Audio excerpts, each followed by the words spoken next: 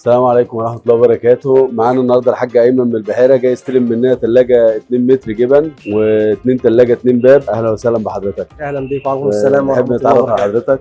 ايمن كمال من محموديه بحيره. شرفت الاول بمعرفتك وشرفت بالمكان، شرفت بالشغل اللي انا خدته من حضرتك. الله يحفظك يا عم. الله يخليك. عايزين نعرف طباعك عن منتج ايه المنتج طبعا مش محتاج كلام، المنتج ممتاز جدا، الشغل ممتاز جدا، التكفيل ممتاز جدا، ده على مستوى. الوقت اللي احنا اتفقنا فيه حضرتك لا في نفس الوقت اللي انا اتفقت فيه جيت خدت فيه. الحمد لله. وانطباعك عن المكان ايه وتعامل الناس معاك؟ ناس محترمه جدا وناس على افضل ما يكون، سواء في المعامله سواء في الترحيب سواء بشغلهم، وده اهم حاجه. الله يحفظك، كله من ذوقك. ربنا يديك الصحه. وعايزين سؤال اخير، حضرتك عرفتنا عن ايه؟ انا بمنتهى الامانه كان اول تعارف عن طريق النت وتواصلت بيك.